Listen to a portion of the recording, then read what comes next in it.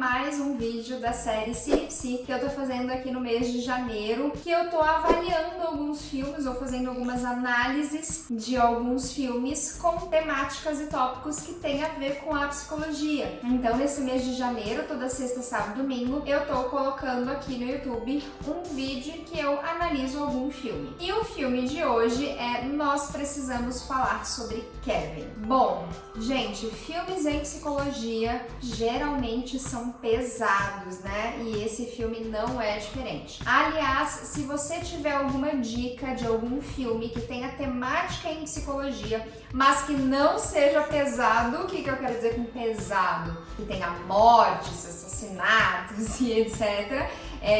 Tá bem complicado, a maioria dos filmes tem essa temática, né, um pouco mais profunda aí do homem. Então, se você tiver aí algum filme que seja tranquilo, leve, divertido, gostoso e que tenha questões bem importantes da psicologia, comenta aqui embaixo que eu vou dar uma olhadinha e quem sabe eu consigo incluir algum desses filmes ainda no mês de janeiro. Bom, então vamos lá. O filme de hoje, Nós Precisamos Falar sobre Kevin, ou Precisamos Falar sobre Kevin. Como é que é aí o enredo desse filme? Ele é um filme que conta a história de uma família que tem um filho, que é o Kevin, que dá o nome ao filme. E este filme, ele é bem perturbador, porque acontece, logo no começo do filme a gente percebe que acontece aí algum evento bem traumático, que é baseado nesse evento que toda a cronologia do filme acontece. Então a gente tem que ficar muito atento no filme porque ele cicla muito rápido os tempos cronológicos da história. Então toda a história se passa em antes, durante e depois da tal tragédia. Então numa cena tá aparecendo depois da tragédia, na cena seguinte já aparece antes da tragédia. E você precisa ficar muito atento para perceber essa cronologia e entender o que é que vem antes, o que é que tá falando do evento em si e o que é que vem depois. Eu consegui distinguir aí essa cronologia, esse tempo do filme, pelo cabelo da mãe do Kevin, da Eva.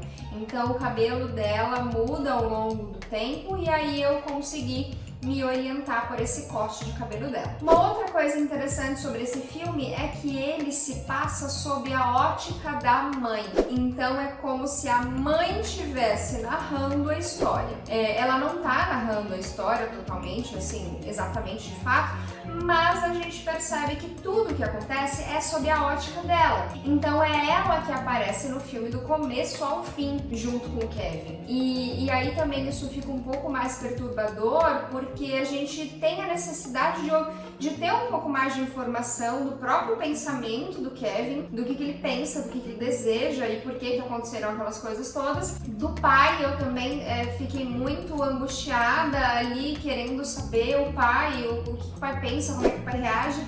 E o filme põe o pai assim, bem coadjuvante, né? Então o pai aparece ali nas cenas pontuais, mas a gente realmente não tem ideia das coisas que acontecem sob a ótica do pai. Bom, então este é o filme. Se você não assistiu, vai lá assistir, vale super a pena. E mais uma vez aqui vai ter spoiler, eu vou falar exatamente o que acontece, né? Essa grande tragédia aí que acontece, que é o que guia o filme. Bom, então vamos lá. Vamos começar falando dos personagens e eu quero começar falando da Eva, a mãe do Kevin. Antes de começar falando da mãe do Kevin, acho que é importante fazer essa observação. Gente, a história, precisamos conversar sobre Kevin, é uma ficção, tá bom? Não é uma história real e não é baseada em fatos reais. E mesmo os filmes que são baseados em fatos reais, eles não são 100% verdadeiros. Sempre tem o que ali do cinema, da história, da ficção. Então, tudo que eu vá falar aqui sobre a Eva e sobre o Kevin, e tudo que você aí do outro lado pense sobre os personagens, gente, isso é ficção. Eu sei que existem muitas histórias no mundo real, como as do Kevin, como o que aconteceu, o que o Kevin fez, mas a gente não pode pegar aqui essas análises, porque eu vou falar de diagnóstico aqui, vou falar de nome de transtorno aqui. Isso não significa que é pra gente pegar isso e sair diagnosticando pessoas no mundo real. Isso não é pra ser feito, tá bom? Mas é interessante sim que a gente possa pegar uma ficção e conseguir ali daquele personagem extrair comportamentos e ideias que nos remetam aos diagnósticos, para isso ficar um pouco mais claro, tá bom? Então, cuidado, isso aqui é uma ficção e tudo que a gente vai falar ou pensar sobre esse filme é sobre uma história fictícia e não sobre alguém real e nem tampouco para vocês saírem por aí dando diagnósticos, tá bom? Vamos começar falando então da mãe do Kevin. Gente, conforme a história vai passando, a gente percebe que a mãe do Kevin, ela mantém um certo humor deprimido durante todo o filme, né? Ela tá o tempo todo com cara de nada, ela tá o tempo todo com a feição prostrada, como se ela tivesse sem volição, como se ela tivesse sem vontade. Sabe aquela vontade de viver que tem a alegria, a tristeza, a raiva? Mas a gente viu isso no Divertidamente, né? A gente não consegue perceber isso na cara da Eva. A gente vê uma cara de nada. Então ali a gente vê raiva pouquíssimas vezes, a gente percebe alegria em pouquíssimos momentos também, alegria verdadeira, que eu me lembro aqui na hora que ela conseguiu um emprego, já depois da tragédia, e também na hora que ela tava da festa de final de ano na empresa, que o cara meio que deu em cima dela, né? Então ali ela percebe também que ela ficou feliz, mas fora isso, são raríssimos os momentos de felicidade. E uma coisa interessante aqui, a gente teria a tendência de falar que ela ficou com essa cara de nada depois da tragédia, só que isso não é verdade. Durante todo o filme, ela tem essa falta, né, de vontade, essa cara deprimida. Tanto é que uma das cenas, assim, que me chamou muito a atenção foi no nascimento do Kevin, que ela tava lá sentada na cama do hospital, o marido dela do lado, recebendo o bebê, e ela com cara de nada, né? Qual seria uma atitude esperada para uma mãe que tá tendo um filho? Mesmo que a gravidez não tenha sido desejada, na hora que nasce o filho, é o momento que você espera que ela esteja feliz, que ela esteja super empolgada ou que ela esteja acabada de dor, né? E não com aquela cara de nada. Então, essa ausência total de emoção da Eva, quer dizer, total não, mas vocês entenderam, uma ausência de emoção quase que durante todo o filme, ela não está relacionada à tragédia, mas sim é uma característica da Eva. E aí o que me fez pensar nesse quadro todo dela foi do transtorno distímico. Já ouviram falar nesse transtorno? É um transtorno da classificação dos transtornos de humor, e ele é um transtorno que a pessoa tem esse humor deprimido crônico, né? Não seria uma crise depressiva que dura 2, 3 meses e a pessoa passa, não, é uma coisa assim constante, a pessoa tá constantemente abduzida de emoção. E tanto é que ela não está numa tristeza profunda, ela está numa apatia. Isso é bem característico do transtorno distímico, que está descrito na CID, né, na Classificação Internacional das Doenças, e também no DSM-5, né, que é o Manual de Transtornos Mentais. E aí eu fiquei pensando nisso, essa mulher tem muitas características desse transtorno. Agora, uma outra coisa que eu queria falar, e aí eu queria puxar o gancho para outro filme que eu já analisei, que é o do A Ilha do Medo, que é o seguinte. Bom, muitos que estão ouvindo aqui eu falando, então quer dizer que aquele comportamento é um comportamento de uma pessoa que tem um transtorno depressivo? Parece, é um comportamento típico desse transtorno. Então foi por isso que o Kevin fez o que ele fez? Então foi por isso? O que foi que eu falei lá na Ilha do Medo? Eu falei, olha, não é porque alguém tem um transtorno que agora tudo que acontece é por conta do transtorno. Então, não, tá?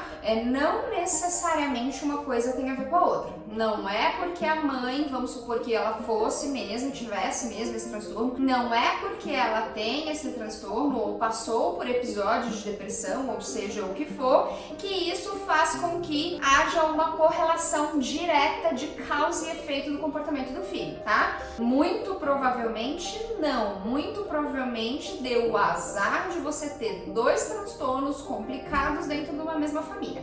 Azar não, a gente diz azar porque assim, a mãe tinha e o filho também tinha uma outra questão. Não é azar porque quando a gente tá falando aí de transtornos mentais, a gente tá falando de alguma coisa que tem uma carga genética importante. Mas o que eu quero ressaltar é que não há uma correlação direta de causa e efeito entre a mãe ter um transtorno distímico ou ter crises de depressão ou ser ansiosa, ou seja lá o que você queira, e um transtorno no filho, tá? Essa linha direta de causa e efeito linear, ela não existe, tá? Todos os transtornos mentais, eles são multifatoriais e a gente não pode dizer que é por conta desse humor deprimido da mãe que o Kevin foi lá e fez o que fez. Uma outra cena importante que aconteceu no filme, que também me fez pensar isso sobre a Eva, foi na hora que ela voltou para casa depois da tragédia, né? Então ela foi lá para a escola, que ela viu aquelas crianças todas e o filho saindo de lá, ela tinha certeza que foi o filho que fez aquilo, que ela foi para casa e encontrou o marido e a filha mortos lá no quintal. Naquele momento, vocês lembram o que ela fez? Ela abriu a cortina, viu eles dois lá no quintal e aí ela voltou, deitou na cama com essa cara que eu tô agora de peixe morto, né? Seria esperado que ela esboçasse um total desespero. Eu sei que tem gente que pode falar, mas porque talvez ela já esperasse que isso acontecesse. Não, tudo bem, a gente às vezes até espera algumas coisas, mas convenhamos que era esperado que ela sofresse, né? Que ela tivesse uma reação muito mais explosiva ao chegar em casa e ver o marido e a filha mortos, do que simplesmente deitar na cama e mal chorar, né? Então, por essas cenas todas que aparecem no filme em relação a Eva, é que me fez pensar nesse quadro. Falando um pouco do pai do Kevin, ele aparece pouco, né? Embora ele apareça quase todas as cenas, mas realmente não é dado muita importância a ele. Mas o que chama a atenção é que ele é muito conivente com tudo que o Kevin faz. E mais uma vez, não é porque o pai foi conivente que, né, isso tem uma relação direta de causa e efeito com o comportamento dele. Mas o pai, ele foi muito conivente em muitos momentos. Então tem uma cena que eu que trabalho com criança e trabalho muito com criança que não tem limites, né? Que acabam não recebendo não recebendo a ordem, a lei, etc. Aquela cena em que a mãe termina de colocar os mapas em todas as paredes, acho que é mapa ou jornal de notícia, nas paredes do escritório dela, que ela acaba de decorar tudo. O que o Kevin vai e faz? Ele risca todas as paredes.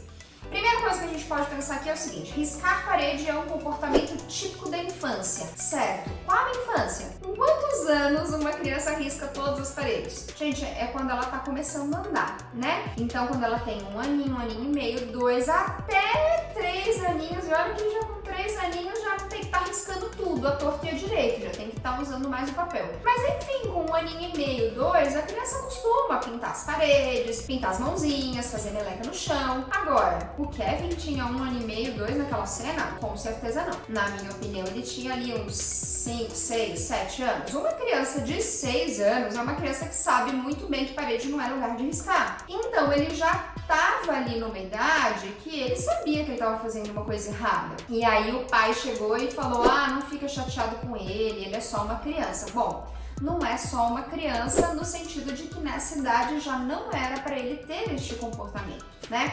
Então eu realmente percebo que ao longo do tempo o pai do Kevin foi bastante permissivo em muitas situações. Mas aí agora, já passando um pouquinho pro Kevin, o pai até tinha um pouco de razão nisso, porque eu não sei se vocês perceberam, mas o Kevin mudava totalmente de comportamento quando estava na frente da mãe e quando estava na frente do pai. Claro que, como o filme foi feito sob a ótica da Eva, pode ser que não seja tão exacerbado assim, mas que ao olhar dela parecia realmente muito evidente de que ele fazia muitas coisas na frente dela que não fazia com o pai, ou que fazia muitas coisas na frente dela, como fazer chantagem com o cocô, né, que ele fez uma hora lá, e que ele não fazia perto do pai. Então isso também pode ter colaborado com esse comportamento permissivo do pai. De fato, quando ele estava com o pai, ele não fazia tantas coisas erradas quando estava com a mãe. Outra coisa importante que a gente pode citar aí da relação do pai com Kevin é que foi o pai que sempre incentivou o Kevin a praticar arco e flecha. Inclusive foi o próprio pai que deu para ele aquele arco e aquelas flechas profissionais que foram os instrumentos usados por ele para a matança lá que ele fez na escola, né? Então o que a gente pode pensar é que, poxa, o pai pode ter sido responsável por isso, né? E aí eu penso, não, claro que ele matou as pessoas com o instrumento que o pai havia dado, mas pelas características do Kevin, as características que o filme nos mostra, ele faria isso de qualquer jeito. Então, mesmo que não fossem flechas, mesmo que o pai nunca houvesse incentivado nada disso, ele ia dar um jeito de fazer, porque era bem característico do comportamento dele, e aí daqui a pouco a gente vai falar sobre o Kevin, vai ver a quantidade de sinais que ele mostra ao longo do filme que ele faria uma coisa dessas, né? Lembrando que isso é ficção, tá bom? Mas se ele não tivesse acesso às flechas, ele faria de outro jeito, né? Ele faria com faca, ele faria com corda, ele faria com canivete, ele faria com bomba, ele faria com álcool, ele faria com uma arma roubada, com uma arma ilegal, enfim. Pelas características que ele apresentava, ele faria, mas calhou de ter sido com flecha, que foi o esporte que o pai sempre incentivou ele a fazer. Ok, vamos então falar sobre o Kevin, né? Precisamos conversar sobre ele. Vamos caminhar aqui num pensamento cronológico, desde as cenas que mostram o Kevin bebê até a hora que ele efetivamente vai lá na escola e atira flechas para todo mundo, para todo lado. É importante que a gente tenha esse pensamento crescente e faça um pensamento clínico, tá? Então vamos lá. Lá no começo, quando o Kevin era bebê, uma cena que me irritou tremendamente foi quando a mãe foi lá no médico, né, falando, olha, deve ter alguma coisa errada com ele e tal.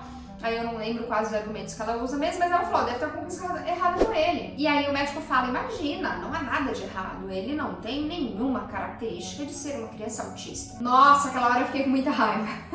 Por quê? Porque ele tinha sim várias características. Eu não tô dizendo que essas características eram o suficiente para dar o diagnóstico, mas eram características o suficientes para o médico olhar e falar, bom, vamos investigar, vamos fazer uma avaliação, vamos chamar um outro médico que seja especialista em autismo, vamos encaminhá-lo para um psicólogo, para um fono. Ele com certeza tinha características que eram plausíveis de você suspeitar de autismo, tá? E algumas características que a gente viu até no computador, mas são quadros bem diferentes, mas havia sim indícios que nos levassem a pensar que ele podia ser uma criança autista. O que deveria ter sido feito, deveria ter sido investigado e acompanhado. E aí a gente vai chegar lá no meio do filme pro final e a gente vai ver que não era autismo. Mas para chegar a essa conclusão de que não era, você precisa justamente ter esse pensamento clínico, de observar o fenômeno, verificar, classificar ali aqueles sintomas e ver se eles fazem sentido dentro de um contexto. Então, quais eram as características do Kevin bebê que me fizeram pensar na hipótese de autismo? A primeira delas que aparece no filme é a grande irritabilidade dele. Muitas crianças autistas desde pequenas são extremamente irritáveis. Então elas choram o tempo todo, se irritam com tudo, fazem escândalo para tomar banho, fazem escândalo para comer e tampam a orelha e enfim. E isso era uma coisa presente no Kevin. O Kevin era extremamente agitado, ele não parava de chorar um minuto sequer. Então isso poderia ser uma característica. Lembrando, gente, ninguém dá diagnóstico por um único sintoma, tá? E também diagnóstico não é feito por checklist, né? Pega lá o DSM e começa check, check, check. Não é assim, é um pensamento clínico. Mas como a nossa ideia é justamente analisar isso, por isso eu tô caminhando nesse sentido com vocês, tá bom? Então, tinha esse aspecto. Um outro aspecto do Kevin era o contato visual, né? O contato visual dele com a mãe era praticamente nulo, ele olhava pra mãe pouquíssimas vezes. O contato verbal era péssimo, né? E é engraçado que com a mãe era péssimo, mas com o pai ele falava mais, né? Então ele demorou muito pra falar, ele tinha esse contato visual muito pouco. A questão dos esfíncteres, né? O controle do xixi, do cocô, a retirada da fralda é sempre um processo muito penoso para crianças autistas, as autistas graves, é bem complicado, tanto é que o terapeuta ocupacional é o profissional que faz esse trabalho muito bem, né, de orientação na retirada da fralda, tanto diurna quanto noturna. Então, ele tinha essa questão aí da fralda.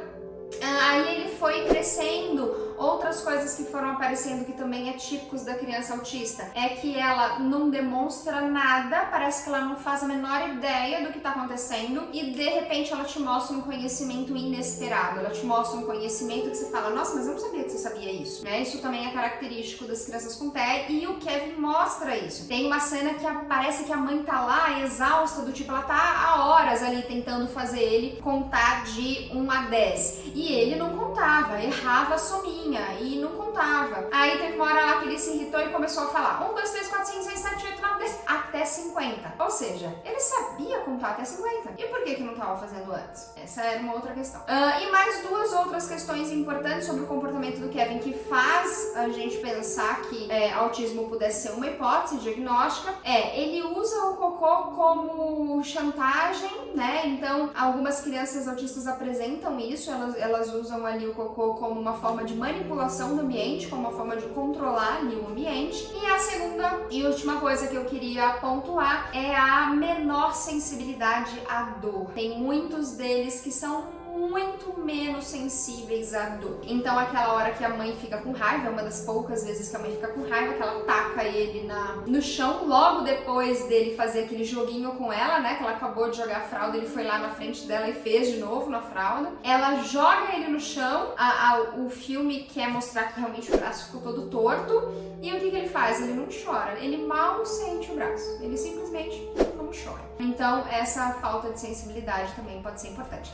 Lembrei de uma terceira coisa. Na hora que eles estavam voltando pra casa, numa outra cena, a mãe fala, eu tenho que parar no mercado, acho que pra comprar alguma coisa. E aí ele fala, não, quero ir direto pra casa. Então, talvez o filme tenha tido a intenção de mostrar pra gente uma certa inflexibilidade, que também é característica das crianças com autismo. Agora, já que a gente tá seguindo esse pensamento clínico, a gente tem que fazer o pensamento inverso também. Quais são as características típicas do autismo que o Kevin não apresentava? Porque ele apresentava essa, mas tem outras características que ele não apresentava. Eu não percebi no filme ecolalia. O que é ecolalia? Quando ele fica repetindo as palavras sem sentido, sem contexto. Eu não percebi ecolalia, eu não percebi estereotipia, eu não percebi maneirismo. Lembra no computador que ele fazia assim com as mãos, né? Um certo tipo de maneirismo, né? Não é uma simples mania, tá, gente? Porque eu vi um pessoal comentando lá no vídeo, eu também tenho manias e tal. Mania é uma coisa, essas estereotipias e maneirismos do autismo é outra coisa, tá? Tem uma outra função. Mas enfim, o Kevin não apresenta isso, o Kevin não apresenta um interesse restrito, né? Que geralmente os autistas têm, né? Eles são muito focados numa coisa só e a gente não percebe isso no Kevin. Então, assim, desde criança ele tem algumas características, mas ele não tem outras que são tão importantes quanto as estereotipias, as vocalizações, as ecolalias e tal, que é tão importante para o quadro, quanto as outros sintomas que eu citei. E o que acontece é que ao longo do tempo, o Kevin começa a apresentar vários outros sintomas que são referentes a um outro quadro diagnóstico. E aí é o outro quadro que eu acredito que faça muito mais sentido diante de todo o fechamento do filme, que é a tragédia lá na escola. Vamos lá, uma das primeiras coisas que começa a acontecer conforme o Kevin vai crescendo e que a gente pensa, isso não é característico de autismo, a gente pode pensar numa outra coisa, que é o seguinte, o autista ele se comporta basicamente do mesmo jeito em vários ambientes ou em todos os ambientes, né? Ele não se modifica, ele não se molda, ele tem as estereotipias, os maneirismos e o interesse restrito em qualquer ambiente, na escola, ou em casa, ou com o pai, ou com a mãe, ou com o médico, né? E o que acontece com o Kevin é que, como eu já falei antes, fica muito mais evidente conforme ele vai crescendo que ele tem um comportamento com a mãe e que ele tem outro comportamento totalmente diferente com o pai. A impressão que dá e a impressão que o filme quis passar mesmo é que ele faz num sentido de provocação à mãe em específico. E ele começa a ter uma feição de maldade. Eu vou usar aqui a palavra maldade, que é só pra gente entender de que cara eu tô falando. Aliás, os dois atores que fizeram o Kevin, que atores! Porque eles conseguiram expressar essa cara de cinismo, de falta de empatia total, de falta de ressonância total, que ficou muito bom. Tanto o ator do Kevin criança quanto o ator do Kevin adolescente, eles conseguem mostrar essa cara de maldade, essa cara de total desprezo, eu tô fazendo mal pra você mesmo e pronto. Então a gente começa de fato a perceber que ele faz coisas com a mãe e que não faz com o pai.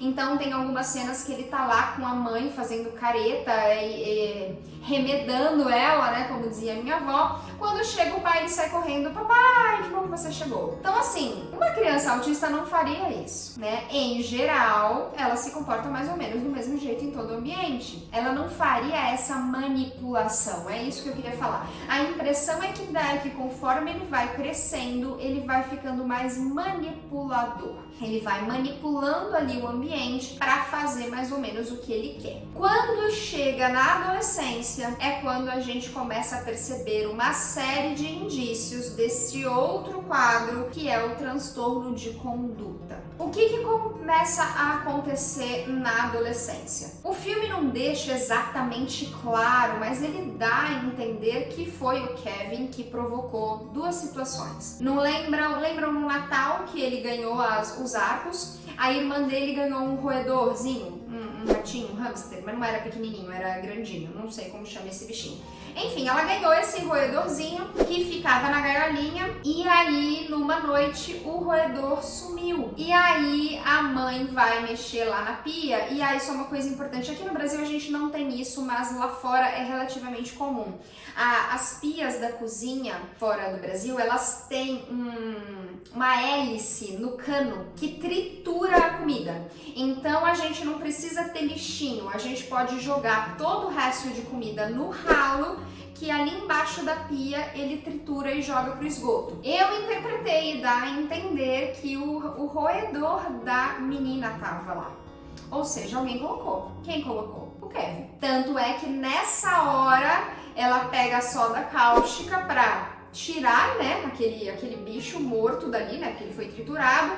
Ela olha pro Kevin lá no quintal brincando com o pai e o Kevin olha pra ela com aquela cara de fiz mesmo, né? Mais ou menos assim. Uma outra cena que é bem complicada, quer dizer, essa cena nem mostra a cena, a gente só fica sabendo que foi o acidente da irmã. Não dá pra gente entender muito bem o que é que atingiu o olho dela, porque mais uma vez me dá a impressão de que é coisa da casa que a gente não tem aqui no Brasil, né? E aí, gente, eu acho que o filme não deixa dúvida. Quem tava cuidando da irmã era o Kevin. Como é que a irmã se acidenta furando o olho, perdendo a visão de um olho? A impressão é que dá não que ele foi e feriu a irmã, mas ele deixou que ela fosse ferida de propósito. Tanto é que numa cena seguinte, quando eles estão ali na mesa, o Kevin pega uma fruta tipo uma lixia e morde. Gente, é sério, a impressão que eu tive, tô mordendo o olho da minha filha, tô mordendo o olho da minha irmã. Não deu essa impressão pra vocês? Ah, que aflição. Pra mim, deu essa impressão. A cara dele de cinismo, de desdém, de eu não tô me importando. Realmente um afeto, uma emoção que não tá pautada no remorso. Então não tem remorso, não tem arrependimento, não tem empatia pelo outro, o que importa é só o meu prazer. Bom, esse quadro de total frieza, indiferença, total ausência de remorso e diante das várias atitudes que ele foi tendo ao longo do filme, como eu falei então, me faz lembrar o transtorno de conduta, né?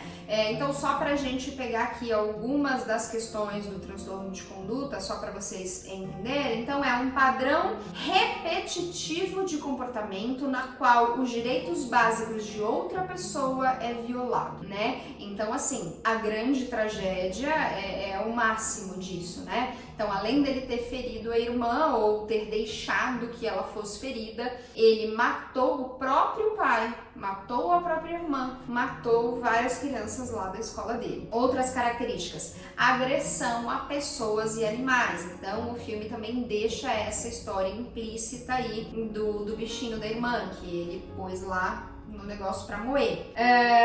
E tem tem aí um subtipo do transtorno de conduta que começa logo na infância e que é o que a gente vê no Kevin, e fala também que atitudes pró-sociais são limitadas. O que quer dizer com atitude pró-social, né? O que é uma atitude social, né? É aquilo que tá em com o outro, aquilo que eu troco com o outro. Então é empatia, benevolência,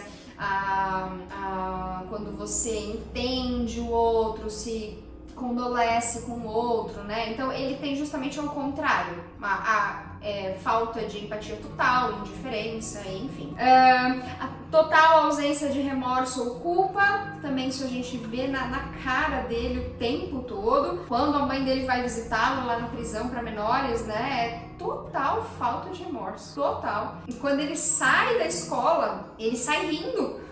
Ele sai rindo como se aquilo fosse um grande show, como se ele estivesse muito feliz de estar todo mundo ali filmando ele, né? Então, total ausência de remorso, ausência de culpa, total falta de empatia com o sofrimento do outro, enfim. E é isso.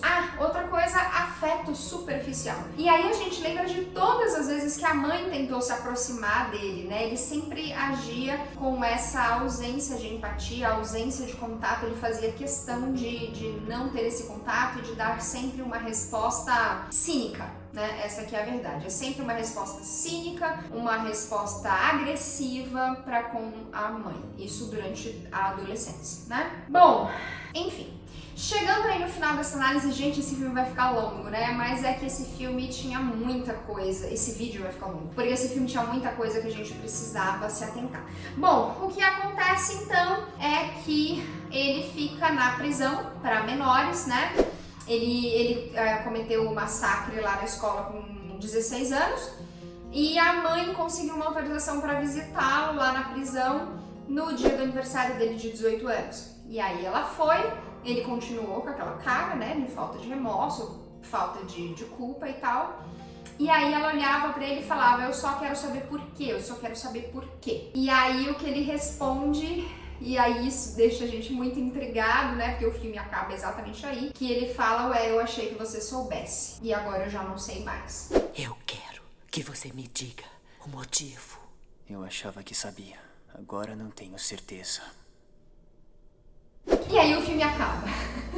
E aí a gente pensa, eu achei que você soubesse, o que ele tava querendo dizer? Eu achei que você soubesse no sentido de que ela sabia que não tava bem. A mãe sabia que tinha alguma coisa com o filho que não tava certo. E aí como se ela não tivesse feito nada, mesmo sabendo que não tava certo, enfim. E aí o filme acaba assim, e a gente fica extremamente perturbado depois desse filme, e eu fico, porque ele traz uma faceta do humano complicada, né? Que é esse lado aí, que existe, né? Tanto é que a gente tem uma série de sintomas para poder descrever e identificar isso, mas mais uma vez lembrando, a gente tá falando de um filme, tá bom? Bom, essas eram as minhas considerações sobre o filme. Precisamos falar sobre Kevin, e precisamos mesmo, conversamos bastante aqui. E eu quero então que você vá aqui nos comentários e fale pra mim o que você pensou, o que você sentiu quando você viu esse filme pela primeira vez, que coisas você pensou que eu não pensei aqui pra poder compartilhar com o pessoal. E aproveita, compartilha esse vídeo com teus amigos do WhatsApp, compartilha esse vídeo lá no Instagram pra poder avisar o pessoal que também gosta desses temas aí pesados em psicologia, pra poder vir acompanhar aqui essa série CinePsi que eu tô fazendo nesse mês de janeiro, tá bom? Então se você não me segue lá no Instagram, vai lá, gemima.giron. Eu vou começar a mostrar, além do meu dia a dia, mais alguns outros conteúdos de psicologia por lá, tá bom? Então é isso, um grande beijo, tchau!